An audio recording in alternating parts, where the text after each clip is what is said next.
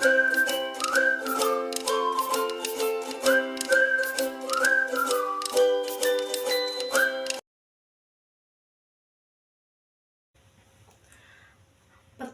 kita akan membahas pengertian hadis, sunnah, khabar, dan asar, di mana sunnah, khabar, dan asar ini merupakan istilah lain atau muradif dari kata hadis.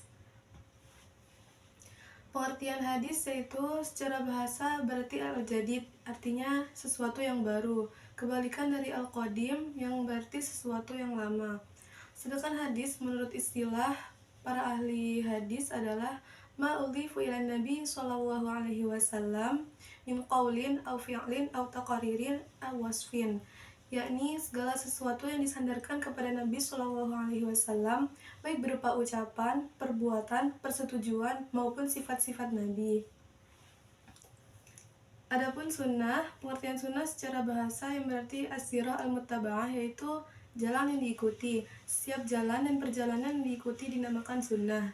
Adapun menurut istilah para ahli hadis, sunnah memiliki pengertian sebagai berikut: ma usira 'ala nabi sallallahu alaihi wasallam min qaulin aw fi'lin aw taqaririn aw sifatin khalqiyatin aw siratin sawa'an akana qabla al-ba'tsah aw ba'daha.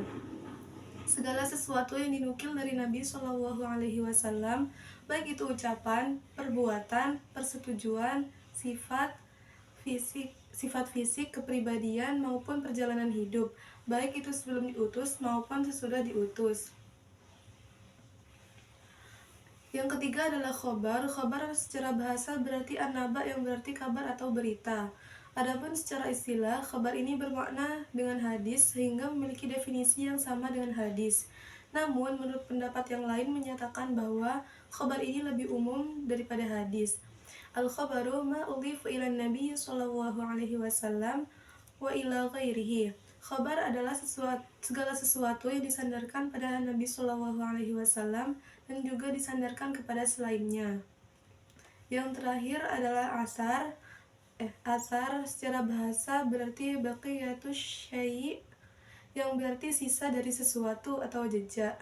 Adapun secara istilah, asar adalah ma'ulifu ila sahabi awit tabi'i, segala sesuatu yang disandarkan pada sahabat atau pada para tabi'in. Ada kalanya asar juga didefinisikan dengan segala sesuatu yang disandarkan kepada Nabi Shallallahu Alaihi Wasallam. Namun biasanya penyebutannya disandarkan dengan redaksi dari Nabi Shallallahu Alaihi Wasallam, sehingga penyebutannya menjadi seperti ini: wa fil asari 'anin Nabi Shallallahu Alaihi Wasallam. Baik, pada pembahasan selanjutnya tentang sejarah penulisan dan perkembangan hadis. Nah, untuk perkembangannya ini terdiri dari 4 masa, yakni masa Rasulullah, masa sahabat, masa kodifikasi, dan masa pasca kodifikasi. Untuk yang pertama, pada masa Rasulullah, masa ini beliau menyampaikan hadis melalui berbagai cara, salah satunya bisa melalui majelis ilmu. Nah, penulisan hadis masih dilakukan individual oleh para sahabat. Kemudian di masa sahabat, Umar bin Khattab lebih membatasi periwayatan hadis karena dikhawatirkan akan muncul hadis palsu pada saat itu, sehingga menyebabkan pengumpulan hadis masih sedikit pada masa Umar bin Khattab. Kemudian masa ketiga yakni masa kodifikasi. Pada masa Khalifah Abdul Aziz memerintahkan pembukuan hadis pada ulama. Dan pada masa ini ditemukan metode-metode agar menentukan hadis ini apakah termasuk hadis yang sahih atau hadis yang dhaif atau hadis yang palsu. Kemudian yang terakhir pada masa pasca kodifikasi. Pada masa ini pemilihan kriteria hadis lebih terperinci daripada masa kodifikasi, sehingga muncul ulama-ulama periwayatan hadis seperti Imam Bukhari Muslim, Imam At-Tirmidzi, dan imam lainnya yang sudah dipastikan tentang keabsahan hadisnya begitu.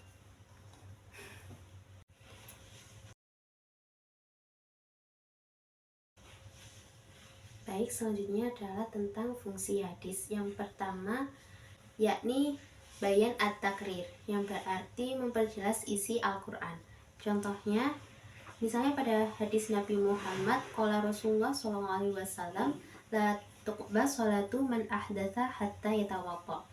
Rasulullah SAW bersabda, tidak akan diterima sholat seseorang yang berhadas hingga dia berwudu. Hadis riwayat Al-Bukhari. Nah, hadis tersebut sejalan dengan ketentuan Al-Quran bahwa orang yang hendak mendirikan sholat harus berwudu terlebih dahulu, sesuai dengan firman Allah, Quran Surat Al-Ma'idah ayat 6. Yang kedua adalah bayan at-tafsir, yang berarti menafsirkan isi Al-Quran. Untuk contohnya adalah penjelasan Nabi Muhammad SAW mengenai hukum pencurian. Dalam Al-Quran, Allah memerintahkan hukuman bagi seorang pencuri dengan memotong tangannya. Namun ayat tersebut masih bersifat global, sehingga Nabi Muhammad SAW memberikan batasan bahwa yang dipotong dari pergelangan tangan sang pencuri. Yang ketiga adalah bayan at-tashri', yang berarti memberi kepastian hukum Islam yang tidak ada di Al-Quran. Bayan at-tashri' adalah menetapkan hukum atau aturan-aturan yang tidak didapati dalam Al-Quran. Hal ini berarti bahwa ketetapan hadis itu merupakan ketetapan yang bersifat tambahan, hal-hal yang tidak disinggung oleh Al-Quran, dan hukum-hukum itu hanya berasaskan hadis semata-mata. Contohnya, hadis mengenai zakat fitrah, yakni Rasulullah telah mewajibkan zakat fitrah kepada umat Islam pada bulan Ramadan, 1 sok kurma atau gandum untuk setiap orang, baik merdeka atau hamba, laki-laki atau perempuan. Hadis riwayat Muslim. Yang keempat adalah bayan an-nas, yang berarti hadis berfungsi untuk membatalkan, menghapuskan hukum-hukum yang telah ada pada Al-Quran. Menurut ulama muqaddimin, yang disebut bayan an-nasakh ialah adanya dalil syara' yang dapat menghapus ketentuan yang telah ada karena datangnya ketentuan baru di kemudiannya.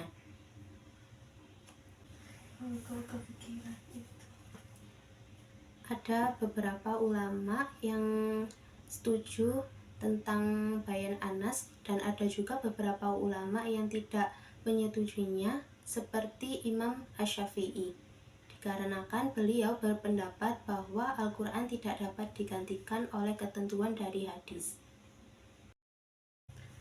Selanjutnya adalah metode periwayatan hadis, dibagi menjadi 7 metode. Yang pertama adalah metode simai, kedua qiraah, ketiga metode ijazah, lalu yang keempat al-munawwalah, dan kelima al-i'lam, al-wasiyah, dan al-wijadah. Yang pertama adalah metode simai. Metode simai ini caranya adalah seorang murid mendengar langsung dari gurunya, baik dengan metode imla atau didiktekan, atau pemberian informasi tahdits berdasarkan hafalan sang guru ataupun catatannya. Yang kedua adalah metode qiraah, yakni seorang murid atau perawi membacakan hadis pada gurunya dari yang dia hafal ataupun dari catatan yang ada di hadapannya. Lalu yang ketiga adalah metode ijazah, yaitu bentuk penerimaan hadis dengan cara pemberian izin untuk meriwayatkan hadis dari seorang guru kepada muridnya atau orang lain, baik dari ucapan ataupun catatan. Yang keempat adalah metode al-munawwalah, yakni seorang guru memberikan sebuah kitab atau hadis tertulis agar diriwayatkan dengan mengambil sanad darinya. Yang kelima adalah al-i'lam, maksudnya adalah sang guru memberitahu muridnya bahwa hadis yang ia sampaikan atau catatan yang ia bacakan didapatkan langsung dari yang ia dengar.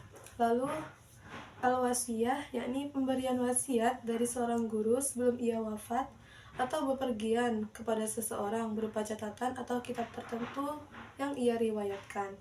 Lalu yang terakhir adalah al-wijadah, maksudnya adalah ketika seorang murid menemukan hadis-hadis tulisan gurunya dan ia mengenali tulisan itu, sedangkan ia tidak pernah mendapatkan hadis-hadis tersebut dengan cara as-sima ataupun al-ijazah.